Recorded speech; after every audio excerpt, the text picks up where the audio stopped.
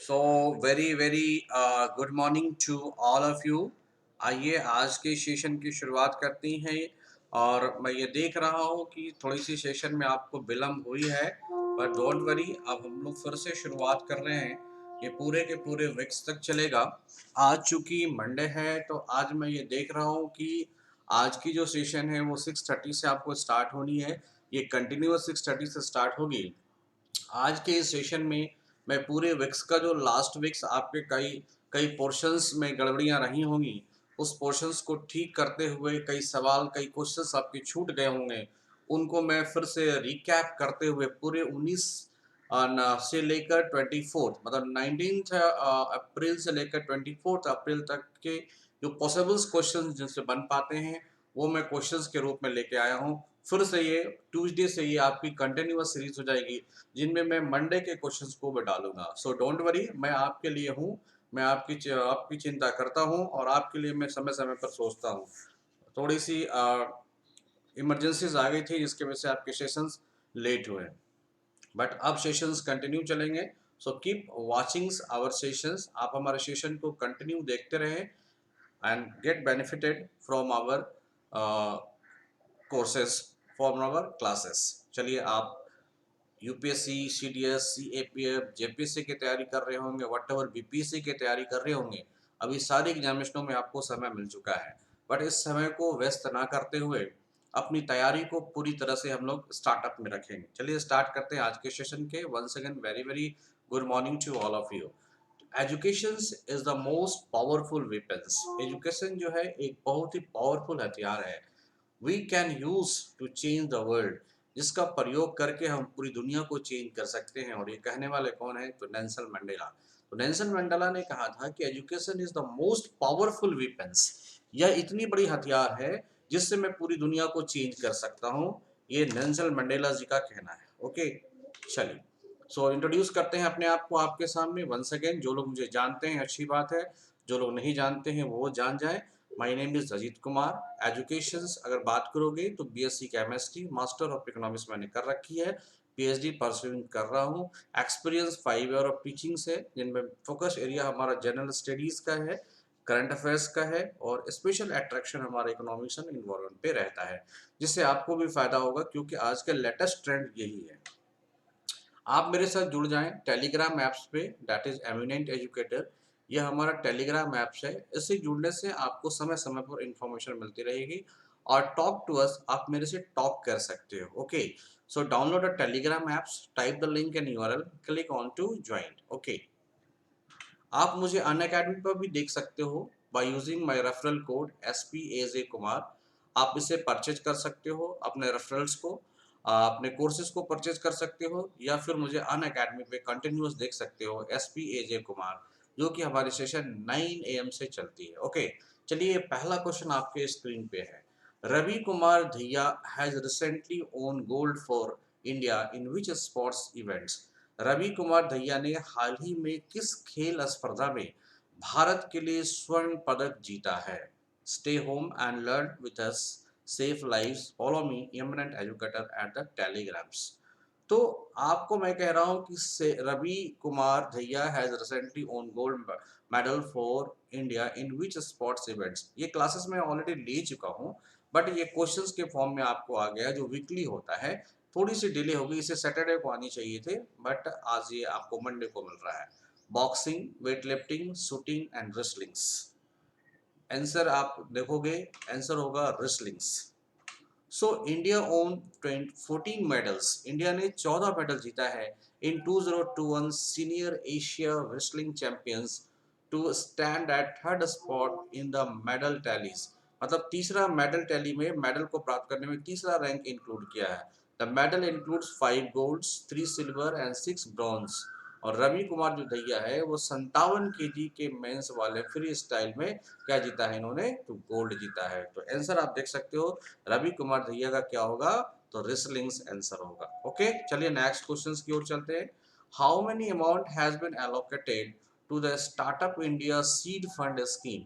मैंने आपको इसकी पूरी डिस्क्रिप्शन दी थी कि भारत सरकार ने एक सीड फंड स्कीम के तहत कुछ फंड दिए हैं ताकि एग्रीकल्चर को स्टार्टअप दिया जाए। So startup India seed fund scheme को कितनी राशि आवंटित की गई है?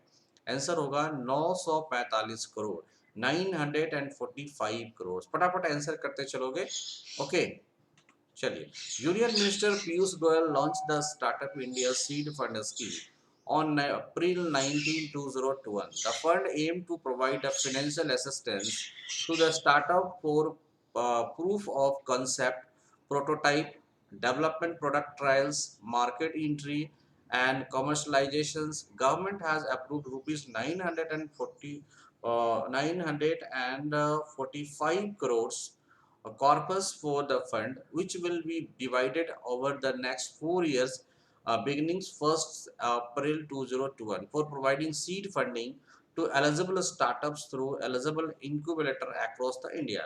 ये सीड फंडिंग कर रहा है ताकि अच्छी सीड्स आपको मिल पाए और स्टार्टअप अच्छा मिल जाए और एग्रीकल्चर में ग्रोथ देखने को मिले। तो यूनियन मिनिस्टर पीयूष गोयल ने startup India seed fund scheme SISF को लॉन्च किया था 19 अप्रैल को, और इसके लिए कितने फंड एलोकेट किए गए हैं? तो 945 करोड़ आपको याद रखने की जरूरत है।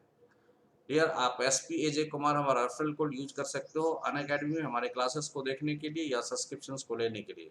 विच player has won the 2021 Emilia Romagna F1 Grand fix?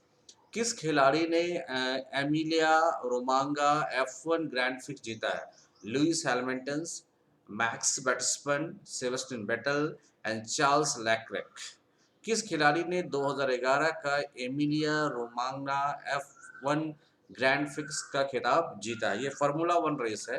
Answer होगा मैक्स वर्स्टैपेन। याद रखिएगा मैक्स वर्स्टैपेन। आइए देखते हैं मैक्स वर्स्टैपेन क्या चलाते हैं। तो रेड बुल चलाते हैं। He is a player of, ये रेड बुल चलाते हैं। He is a player of Netherland and own the Emilia Romagna F1 Grand Prix 2021 जो कि held in 18/2021 in Imola Italy. ये गेम किधर हुआ है? तो इमोला इटली में ये गेम्स हुआ। कौन सा? Emilia Romagna F1 Grand Prix. और ये किसे जीतना है? मैक्स वर्स्टैपेन ने जीता है। और वो क्या चलाते हैं? तो रेड बुल चलाते हैं। और खिलाड़ी किधर के हैं? तो नीदरलैंड के हैं। Italy has recently launched its first mega food park in India. Which states of the country? Italy ने भारत के अंदर मेगा फूड पार्क को लॉन्च किया है। वो किस राज्य में लॉन्च किया है? तो हिमाचल प्रदेश, गुजरात, राजस्थान और तमिलनाडु। इटली ने हाल ही में भारत में अपना पहला मेगा फूड पार्क देश के किस राज्य में लॉन्च किया है? आंसर आपको करना होगा। तो Italy has launched its first ever mega food park project in India comprising of food processing, जिसमें food processing की facilities होगी in a bid to further standard tie-up between the two nations. The pilot project's name the Mega Food Park. इस project का नाम क्या है? तो Mega Food Park was launched virtually on April 17, 2001. Phanidhar mega food park at Gujarat. इसको किधर launch किया गया है? तो गुजरात के अंदर। Okay, next. Recently, Indian team returned from its scientific endeavors in Antarctica on April 10, 2021. The journey was which editions of the scientific expeditions to Antarctica hosted by the Ministry of Earth Science. हाल ही में भारतीय team 10 अप्रैल 2021 को Antarctica में अपने वैज्ञानिक प्रयास से लौटी है। यह यात्रा अंटार्कटिका के वैज्ञानिक अभियान का कौन सा संस्करण पृथ्वी विज्ञान मंत्रालय द्वारा आयोजित किया गया था? ये काफी इंपॉर्टेंट था। इसमें कई साइंटिस्ट गए थे, स्पेशली अंटार्कटिका में गए थे। और जो हमारे अंटार्कटिका का जो रिसर्च सेंटर है उन पर जाके उन्होंने शोध किया था, खोज किया था, और फिर वो रिटर्न आए हैं। ये कौन सा एडिशन है? एडिशन कौन सा है? तो 14th एडिशन है। In a remarkable achievement, the 14th scientist expeditions to Antarctica, okay, 40 ISEA, hosted by the Ministry of Earth Science, successfully returned to the Cape Town on April 10, 2021, after the completing journey of 12,000 nautical miles in 24 days. 94 दिन की journey करी थी, 12 nautical miles की journey करी थी, including the stoppers. With the achievement, India has successfully completed 4 decades of the scientific endeavor in Antarctica. हमारा वहाँ research centre है, उन पे वहाँ वैज्ञानिक गए, कुछ रिसर्च किए होंगे, रिसर्च के स्कोप्स किए होंगे और वो वापस लौट के आ गए। चलिए, India's free style wrestler Bajrang Punia has won the silver in 2021 senior Asian wrestling champions. He complete in which weight division category? इसे किस वेट डिवीजन कैटेगरी में आपको सिल्वर जीतने को मिला है? किनको? बजरंग पुनिया को। तो बजरंग पुनिया एक रेसलिंग्स है, वजन उठाते हैं। तो भारतीय फ्री स्टाइल पहलवान बजरंग पुनिया ने 2021 सीनियर एशियाई कुश्ती खेलते हैं कुश्ती चैंपियंस में रजत जीता है। वह किस वजन डिवीजन श्रेणी में प्रतिस्पर्धा कर रहे थे? तो वो ही competed in 65 kg weight category. तो 65 kg वजन वाले प्रतियोगिता में वो भाग ले रहे थे। कौन? Bajrang Punia, he is a wrestler. चलिए, what is the rank of India in the world press freedom index? World press freedom index में इंडिया का रैंक कौन है? विश्व प्रेस स्वतंत्रता सूचकांक 2021 में भारत को कौन सा रैंक मिला है? आंसर होगा 142 ranks. Answer is your 142 ranks. India has been placed at the 142nd positions among 180 countries in the latest World Press Freedom Index 2021, which was released on 20th April 2021. India was at the 142nd position in 2020 as well. तो India को जो है 142 rank कहाँ मिला था? तो आप देख रहे हो 2020 में भी मिला था और 2021 में भी इसी पोजीशन पे इंडिया है। Okay, so 142 ranks. The SpO2 blood oxygen saturation supplemental oxygen delivery system has recently been launched for Indian soldier and COVID patients. The system has been developed by which institution? ये काफी important question है, ये आपसे पूछा ही जाएगा। इस तरह के क्वेश्चंस की जो आपके जो प्योर ऑक्सीजन जो है इंटेक्स कर रहे हैं, जो सिलेंडर्स की कमी देखने को मिल रहा है, इनका सब्स्टिट्यूट्स क्या है? तो blood oxygen saturation SpO2 supplemental oxygen delivery system है, has been recently been inaugurated or launched by Indian soldier and COVID patients. The system has been developed by which institutions? ICMR, AIIMS Delhi, IIT Delhi and DRDO. Answer होगा DRDO. The Defense Research and Development Organizations has developed unique system called SpO2 based, okay, that is SpO2 based oxygen saturation supplemental oxygen delivery system. The automatic systems has been launched for the Indian Army soldiers fighting in the extreme high altitudes area as well as moderate COVID-19 patients. The SpO2 has been developed by the Defense Bioengineering and Electromedical Laboratory, that is Bangalore based DRDO. तो DRDO के द्वारा इसे launch किया गया है। Who is the author of the children's book The Christmas Pig? बच्चों की एक बुक्स है, ये भी काफी मोस्ट इम्पोर्टेंट है। उनके ऑथर्स कौन से हैं? जो बुक्स का नाम है the Christmas pigs, J.K. Rowling's, Katherine Paterson's, Salman Rushdie and Ruskin Bond. बच्चों की पुस्तक द क्रिसमस पिग के लेखक कौन है? आंसर होगा J.K. Rawlings. Harry Potter author, और J.K. रॉलिंग्स ने इससे पहले क्या लिखा था? हैरी पॉटर, जो बच्चों की काफी चर्चित पुस्तक थी। Harry Potter's author J.K. Rowling is all set to release a new children's book title the Christmas pig on October 12, 2021. Which day in India is observed as the Civil Service Day? 18 April, 20 April, 19 April and 21 April. Bharat में किस दिन को civil सेवा दिवस के रूप में मनाया जाएगा? आंसर होगा 21st April. So which day in India is observed as the Civil Service Day? That is 21st April. In India, the Civil Service Day is celebrated on April 21 every year.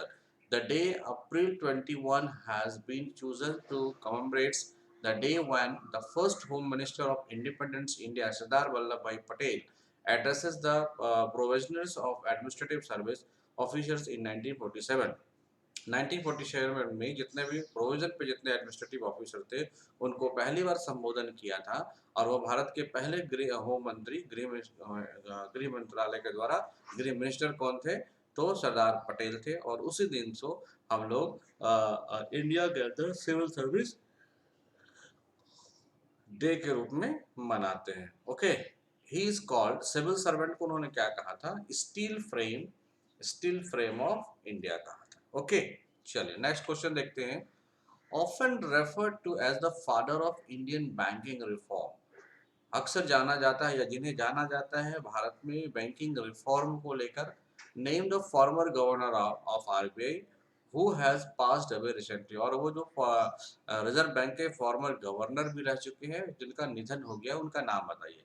S Venkataraman, Indira प्रसाद गोरदाबाई पटेल, माइडिबुलु नरसिम्हन या M Narasimhan और सी Rangarajan. Answer होगा मेडिवोलूस नरसिम्हन, या popularly इनका नाम है M Narasimhan. Okay, इनको हम लोग पॉपुलरली जानते हैं एम नरसिम्हन के द्वारा। इनकी एक कमेटी बनी थी, इसका नाम है एम नरसिम्हन कमेटी, और इसने बैंकिंग रिफॉर्मेशन के लिए 2 स्टेप लिए थे, first reformation and second reformation. तो बैंक के जो फर्स्ट और सेकंड रिफॉर्मेशन है इन्हीं के नाम जाता है, और उसका श्रेय भी इन्हीं को जाता है। आइए, the former reserve bank of Indian governor Madhubolu Narishiman had passed away. He was 94. He was famously known as the father of Indian banking reform. Narishiman was the 30th governor of RBI and served from May 2, 1977 to the November 30, 1977। तो याद रखिए करिए, इस तरह के भी सवाल पूछे जाते हैं कि एम नरसिम्हन जो है रिजर्व बैंक के कौन से गवर्नर थे, तो is the 13th governor. Okay, चलिए, which country is the first in the world to introduce a climate change legislations for financial sector to report the effect of climate change on their business? Russia, New Zealand, Vietnam and Singapore. कौन सा देश अपने व्यापार पर जलवायु परिवर्तन के प्रभावों की रिपोर्ट करने के लिए वित्तीय क्षेत्र के लिए जलवायु परिवर्तन कानून पेश करने वाला दुनिया का पहला देश बन गया? मतलब कौन सा ऐसा देश है जो अपने यहाँ मीन्स के एक रिफॉर्म किया है, लीगल रिफॉर्मेशन किया है कि जलवायु परिवर्तन को लेकर? आंसर है डियर न्यूजीलैंड। आप देख रहे हो कि क्लाइमेट कितना ज्यादा डिस्ट्रक्शंस हो रहा है आज के डेटों में, और ये जो आप कोविड-19 का जो प्रकोप देख रहे हो इसका भी प्रभाव कहीं ना कहीं उसी एंगल से देखा जा रहा है। तो इनको लेते हुए दुनिया के तमाम लोग, तमाम बड़े लोग, बड़े कंट्रियां जो है चिंतित है। इसी को देखते हुए न्यूजीलैंड ने अपने यहाँ एक लेजिस्लेशन कानून ही पास कर दिया है जिसके तहत क्लाइमेट चेंज को लेके बहुत बड़ी बात होगी। So New Zealand had become the first country in the world to introduce a first of its kind legislation that will require the financial sector, including banks, insurance, investment manager, to report the effect of climate change on their business. तो आप जो business को बढ़ावा दे रहे हो उसका climate पे क्या प्रभाव पड़ेगा, इसके लिए आपको रेस्पॉन्सिबिलिटी लेनी पड़ेगी, आपको रिपोर्ट देनी पड़ेगी। ऐसा न्यूजीलैंड में हो चुका है। When is the World Creativity and Innovation Day celebrated globally? विश्व रचनात्मक और नवाचार दिवस विश्व स्तर पर कब मनाया जाता है? अप्रैल 21, अप्रैल 20, अप्रैल 19 एंड अप्रैल 18। आंसर होगा अप्रैल 21। The world creativity and innovation day is celebrated on April 21 every year to raise awareness about the importance of creativity and innovations in problem solving, and encourages creativity, multidisciplinary thinking at the individual and the group level. The World Press Freedom Day Index is published annually by which organization? अभी देखा कि भारत का ये जो rank था 142 था। अब ये क्वेश्चन ये आ गया है कि ये जो वर्ल्ड प्रेस फ्रीडम इंडेक्स है वो किसके द्वारा निकाला जाता है? तो transparency international, world economic forum, economics intelligence unit या रिपोर्टर्स विदाउट बॉर्डर्स। विश्व प्रेस स्वतंत्रता सूचकांक किस संगठन द्वारा प्रति वर्ष निकाला जाता है? आंसर होगा reporters without borders. The index is publish every year by the international journalism not for profit body reporters without borders to evaluate the press freedom situation in 180 countries and the territories। तो वो India का स्थान कितना है? 180 country में 142। The government of India has launched the first ever online exhibitions on Ramayana title Rama Katha। Rama Katha का online exhibition किया गया है। The story of Rama through Indian miniatures। The exhibition showcases how many miniatures painting collection of the great epics तो भारत सरकार ने रामायण पर पहली बार online प्रदर्शनी राम कथा, ओके, भारतीय कथाओं के माध्यम से राम की कहानी लॉन्च की है। प्रदर्शनियों से पता चलता है कि महान महाकाव्य के कितने लघु चित्र का संग्रह इसमें किया गया है। तो आंसर होगा 49। The union minister of states for tourism and culture Shri Prahlad Singh Patel virtually inaugurated the first ever online exhibitions on Ramayana. The online exhibition has been titled as Rama Katha, किसके द्वारा कैसे किस पे क्या टाइटल किया गया है, राम कथा, the story of Rama through Indian miniatures. It showcases 49 miniatures paintings collections from different art schools of India from the 17th through the 19th century. India has signed a technical cooperations agreement with which country titles cities combating plastic in entering the marine environment। इस तरह के जो आप plastic के जो कचरे हो वो समुद्र में फेंक देते हो, इनको लेकर जो एक चिंता बनी है, तो इनको दूर करने के लिए, इनको रिसाइकलिंग करने के लिए टेक्निकल कोलैबोरेशन इंडिया ने किस कंट्री के साथ करा है? न्यूजीलैंड के साथ, फ्रांस के साथ, स्कॉटलैंड के, ये जर्मनी के साथ। Answer is your Germany. The government of India and the Germany have signed an agreement for technical cooperations in enhancing the practice to prevent plastics entering the marine environments. Okay. On the April 19, 2021, at a virtual ceremony in New Delhi, the project titled Cities Combating Plastic Entering the Marine Environments. ये इसका जो project title है क्या है? Cities Combating Plastics Engineering in the marine environment will be implemented for a period of 3.5 years. Which country has topped the World Press Freedom Index? अभी देखा कि India का रैंक 142 था। ओके, और देखना है कि टॉप पे कौन है? Norway, Finland, Switzerland and Sweden. विश्व प्रेस स्वतंत्रता सूचकांक 2021 में किस देश ने शीर्ष स्थान प्राप्त किया है? आंसर क्या होगा? Norway. Norway has retained its top spot for the 5th year running, followed by Finland and Denmark. तो नंबर 1 पे कौन है डियर? नॉर्वे। नॉर्वे के बाद कौन सा है? फिनलैंड। और फिनलैंड के बाद क्या है? डेनमार्क। ओके, चलिए next. Name the Indian mountaineer who has recently become the first female of the country to summit the Mount Annapurna, the 10th highest mountain in the world. गुरमियान Nita Devi, Malavath Poorna, Priyanka Mohite and Santosh Yadav. कौन सी ऐसी महिला है जिसने माउंट अन्नपूर्णा पे फतह हासिल किया है? आंसर होगा प्रियंका मोटे। उस भारतीय पर्वतारोही का नाम बताइए जो हाल ही में दुनिया की 10वीं सबसे ऊंची पर्वत माउंट अन्नपूर्णा का शिखर सम्मेलन करने वाले देश की पहली महिला बन गई। चूंकि यह फर्स्ट वुमेन है तो ये मोस्ट इंपोर्टेंट क्वेश्चन हो जाता है। Priyanka Mothe has become the first Indian woman to scale Mount Annapurna, the 10th highest mountain in the world. The 26-year-old mountaineer achieved the feat on April 16, 2021. The Mount Annapurna is a massif in the Himalayas and north-central Nepal, situated 8091 meters above the sea level. आप सभी, उम्मीद करता हूँ कि आप सभी सारी चीज़ों को लिख रहे होंगे या फिर पीडीएफ को डाउनलोड्स कर लेना या स्क्रीनशॉट कर लेना, क्योंकि सारे महत्वपूर्ण क्वेश्चंस आपको दिए जा रहे हैं। आपको चिंता करने की कोई ज़रूरत नहीं है। हम हैं तो फिर क्या गम है। जब मैं आपके साथ हूँ, आपके लिए अच्छे अच्छे क्वेश्चंस को कलेक्ट कर रहा हूँ, तो डेफिनेटली जस्ट आपको इसको रीड करने की ज़रूरत है और मुझे रिजल्ट चाहिए एवरी हर हाल में। Okay, which aircraft has recently created history by becoming the first powered control aircraft to take flight on Mars?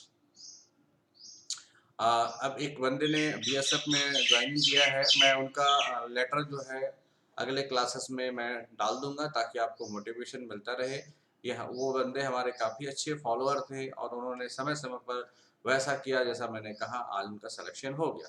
So which aircraft has recently created history by becoming the first powered control aircraft to take flight on Mars? Curiosity, Insight, Opportunity और इग्निटीज। Answer होगा इग्निटीज। The US space agency NASA successfully flew its teeny robotic helicopter Unity on the Mars April 19, 2021. तो ये NASA ने जो है अपने सब छोटे रोबोटिक हेलीकॉप्टर यूनिटी को मार्स पर भेजा है, becoming the first human made, और यह पहला मानव जनित machine to take flight on another planet. In Unity, Mars helicopter successfully completed the first powered control flight by an aircraft on any planet besides Earth on 19th April 2021, taking off vertically, hoverings and landings. Okay. The Indo-Tibetan Border Police (ITBP) has established a water sports and adventure institutes in which state? Assam, Jammu and Kashmir, Himachal Pradesh, and Uttarakhand. The Indo-Tibetan Border Police has established a water sports and adventure institutes in which state? Assam, Jammu and Kashmir, Himachal Pradesh, and Uttarakhand. Answer होगा Uttarakhand. The Indo-Tibetan Border Police has established a water sports and adventure institutes near the Tehri Dam।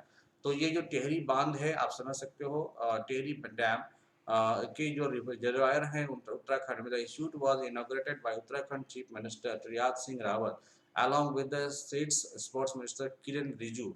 और ये actually जो टेहरी बांध है ना, इस टेहरी बांध के जो वाटर रिजर्वायर है, ओके, इसमें ये इंस्टीट्यूट काम करेगा, काफी important. How much amount has been announced as grant by Australian for the Australia India Indo-Pacific Oceanic Initiative? जो IPOI इनिशिएटिव जो है और इंडिया और ऑस्ट्रेलिया के बीच में है, ताकि पीस का माहौल बना रहे, और जो इंडो पैसिफिक रीजन में जिस तरह के चाइना के द्वारा हलचल की जा रही है उस पर लगाम लगाई जाए, इसके लिए ऑस्ट्रेलिया ने कितने पैसे दिए हैं? 81.2 millions. Australia has announced a grant of rupees 81.2 millions under the Indo-Pacific Oceans Initiatives.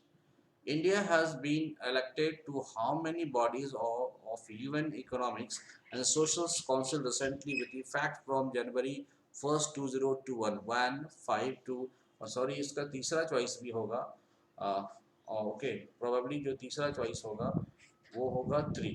अब आंसर कीजिए आप। भारत 1 जनवरी 2021 से हाल ही में संयुक्त राष्ट्र आर्थिक और सामाजिक परिषद के कितने निकायों के लिए चुना गया है? तो आंसर होगा the India has been recently elected by claim to 3 bodies of the United Economic Social Councils for 3-year term beginning January 1st 2022. These union bodies are commissioned on the crime prevention and criminal justice, Executive Board of UN Entity for Gender Equities and Empowerment of Women's, exclusive board of the world food programme, मतलब women को empowerment करने के लिए, आप देख रहे हो वहाँ पे जो जेंडर गैप है उसको कम करने के लिए और क्राइम को कंट्रोल करने के लिए, तीनों चीज़ों के लिए भारत की पहल को देखते हुए भारत को 3 साल का 3 इयर्स टर्म के लिए सोशियो इकोनॉमिक काउंसिल का हेड बनाया गया है। What is the theme of 2021 international mother's earth day? आपको पता होगा कि इंटरनेशनल मदर्स डे का थीम क्या है? The protect our species, climate actions, restore our earth और harmony with the nature. Answer क्या है? Restore our earth. The theme of 2021 international mother day earth day is restore our earth. So stay home, learn with us, crack the exam, and use SP AJ Kumar for Unacademy. So fight with Corona by stay at home and save lives. आप अपने जीवन को बचाएं और अध्ययन करते रहिए। ये हमारे पूरे वीक्स के फर्स्ट वॉल्यूम्स के क्वेश्चंस हुए। नेक्स्ट आपको भी मिल जाएंगे। तो कल की जो हमारी सेशन होगी, कल मीन्स ट्यूसडे की जो हमारी सेशन होगी 6:30 में आपको मिल जाएगी मॉर्निंग में सेशंस। उस सेशन में आप क्या है कि करंट अफेयर्स देखोगे और बाकी जो बचे हुए क्वेश्चंस हैं उनको देखोगे। Okay, thank you. आप देखते रहिए हमारे चैनल्स को और काइंडली सब्सक्राइब करें।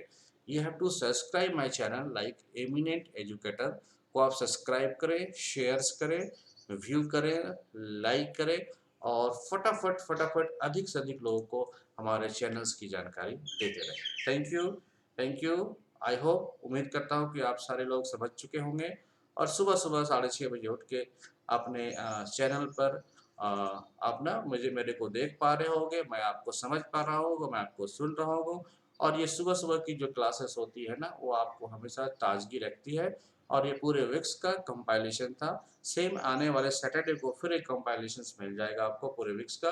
तब तक जो बीच में जो हम लोग डिस्क्रिप्शन के साथ पढ़ते हैं क्वेश्चंस, उसको आप पढ़ते रहिए और आगे बढ़ते रहिए। Thank you, thank you, thank you.